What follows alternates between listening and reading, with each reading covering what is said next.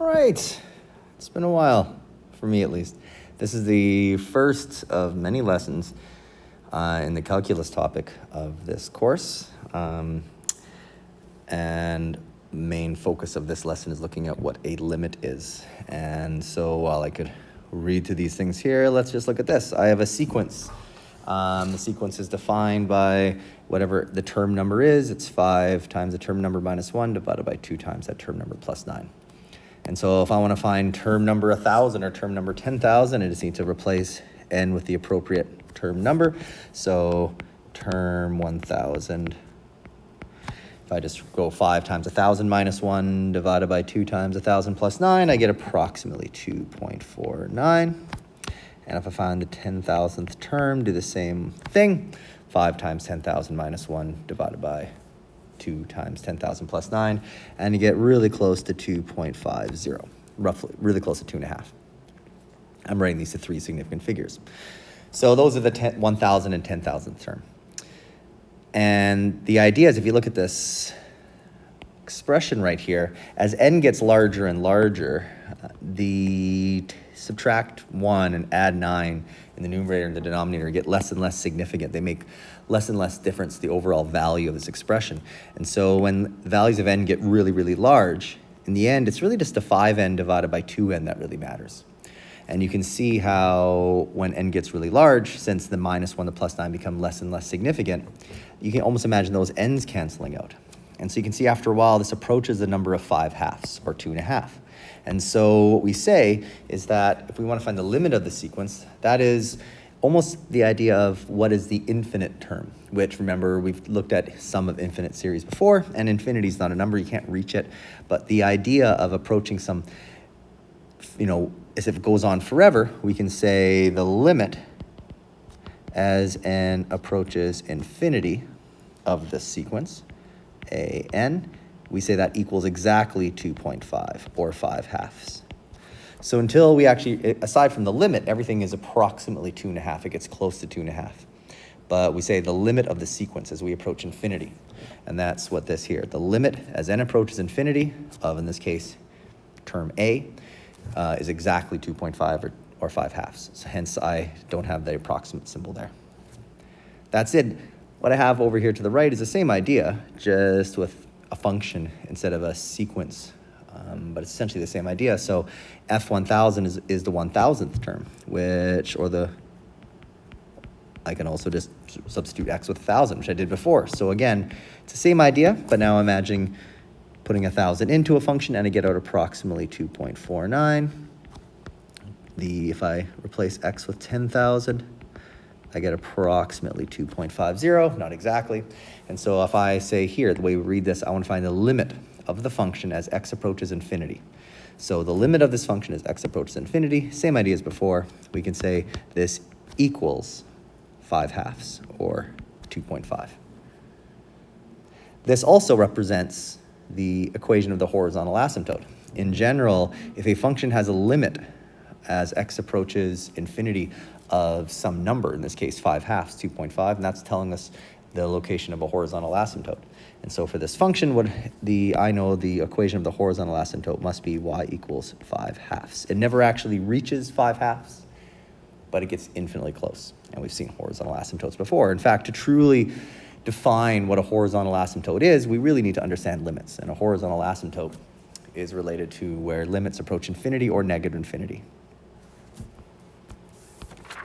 All right, so here I have a new function, which it has a graph shown, and you can see this discontinuity right here, or a pointed discontinuity, or a movable discontinuity. There's different ways of expressing it.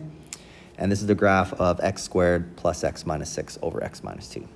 So first, I want to find the limit of this function when x equals 1. When x equals 1, I can just look at the graph. When x equals 1, I'm looking right there. There's no discontinuity in this graph.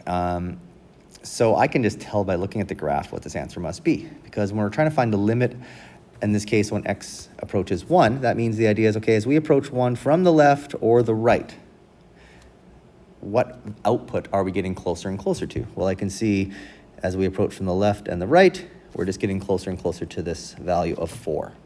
And so the limit, we can say here, as x approaches 1 of g of x equals 4, which is also the exact same as just g at 1. In this case, if I just ask you what is g at 1, we would get 4. And that's because g at 1 is fully defined. And so in this case, the limit as we approach 1 and the value of the function at 1 are the exact same thing. They're both 4. However, if I look at the next question, if I want to determine g at 2, that means what's the value of the function when x equals 2? Well, now we're looking at this hole right here, this discontinuity. And the function is not defined right here. When x equals 2 is just this open point. And so if I ask what is g at 2, we just say it's undefined. So g at 2 is undefined. But we can still find a limit as we approach 2, which I'll talk about in a moment. So before I do that, let's determine g at 1.999. So I imagine, okay, there's a hole right at 2, but what about when I'm really close to the left or really close to the right? I can see I'm going to get a value either just a little bit less than 5 or a little bit more than 5. And I can evaluate these exactly if I want by just taking a value of 1.999 and substituting it into x here and doing something equivalent with the 2.001. And I can just substitute these in directly.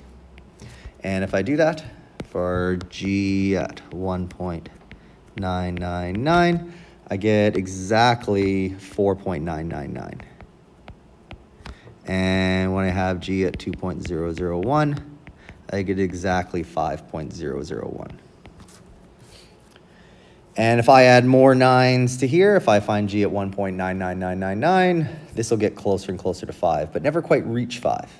Because as soon as we have an x value of 2, this function is not defined. Or if I look at my equation, if I try substituting x with 2, if you look at my denominator, I'm going to get 2 minus 2 is 0, and I'm dividing by 0. In fact, you'll get 0 divided by 0 is what you'll get for the whole thing, which you cannot evaluate. And so, again, g at 2 is undefined, but we can get infinitely close to it. And when we come from the left, it seems to be getting really close to 5. When we come from the right, it seems to be getting really close to 5. And so we can see numerically, we can see the limit as x approaches 2 of g of x is 5. And I can see that by looking at these values here, by estimating the limit by looking at values really close to the left and right. I can also just tell by looking at the graph. And in the end, I can just look at the graph and see as I get infinitely close from the left and the right, it doesn't matter there, it's not actually defined at this point. I'm getting infinitely close to the same output, which is 5. And lastly, there's a pretty nice way to explain why this all looks the way it does with a little bit of factoring. And so if I go back to this function here for g of x, which was x squared plus x minus 6 over x minus 2. If I just factor the numerator, I get x plus 3 times x minus 2 over x minus 2. Notice these factors cancel out, so I can simplify this down to just x plus 3 with the restriction x cannot equal 2. So x still can't equal 2, but really this behaves like the function x plus 3, which if you look at this is a linear function with a slope of 1 and a y-intercept of 3, and that's exactly what we're seeing here. We're seeing what looks like a linear function aside from that hole, and it has a slope of 1 and a y-intercept of 3. Yet x cannot equal 2, and hence we have this linear function with a discontinuity, this point of discontinuity, where x equals 2 only. All right, the last one, I have what looks like a complex-looking function here, h of x equals all that good stuff. I want to find the limit as we approach 3 and negative 1. There's a few ways of approaching this, but one thing I want to do right now is notice if I just look at this expression, the numerator already has been factored, or at least parts of it have been factored. The denominator, x squared minus 2x minus 3, if you factor that, what do you know? You get x minus 3 and x plus 1.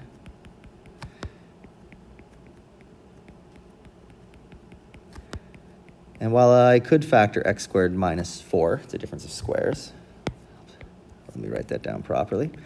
I'm not going to, just because I can then see that this really behaves, the graph of this function behaves like a very simple quadratic function, x squared minus 4, with these restrictions that x cannot equal 3 and negative 1. Again, when x is 3 or negative 1, we're dividing by 0. But aside from that, it behaves like an extremely simple quadratic function. So I'm actually going to answer this kind of backwards. Instead of finding the limits first and then graphing, I'm going to graph this right now because I can see right from right here, the graph is going to look like x squared minus 4, about as simple as it gets for a quadratic function.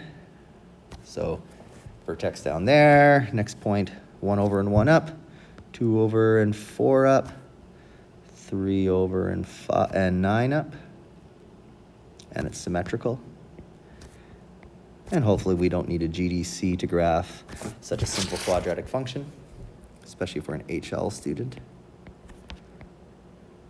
Okay, so this is my sketch of the function, except that doesn't take into account these restrictions where x cannot equal 3 and negative 1. And so much like if I look up here, this here, the equation we simplified it down to was x plus 3 with the restriction x cannot equal 2. And that's what led to that point of discontinuity there. In this case, I'm going to have two of these points of discontinuity at 3 and negative 1. So when x is at 3, which is right here, that's actually going to be a hole, a point of discontinuity, and negative 1. So I'm just going to take that, make that an open dot, and take this and make that an open dot. There we go. Now I have a fully complete, accurate graph of what function h looks like. And so now that I have this done, I'm just going to answer the two limits by looking at the graph.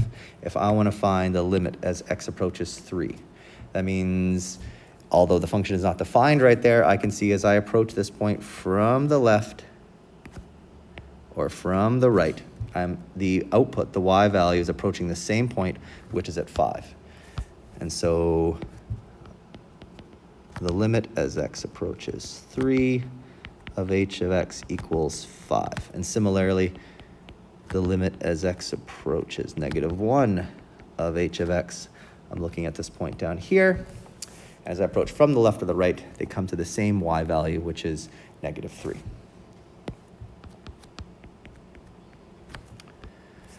Other options for how I could have figured that out, I could have substituted numbers really close to 3, like maybe 2.99 and 3.01 in. That would have been more time, but I would have got values really close to 5. I could have looked at my algebraic expression here, and after I cancel this out and I look at this, I could have just substituted the 3 into there or the negative 1 into there, and I would have got out the same values. Lots of options. Ideally, we can understand limits from more than one way, and we will clearly be working with limits a lot more than just this.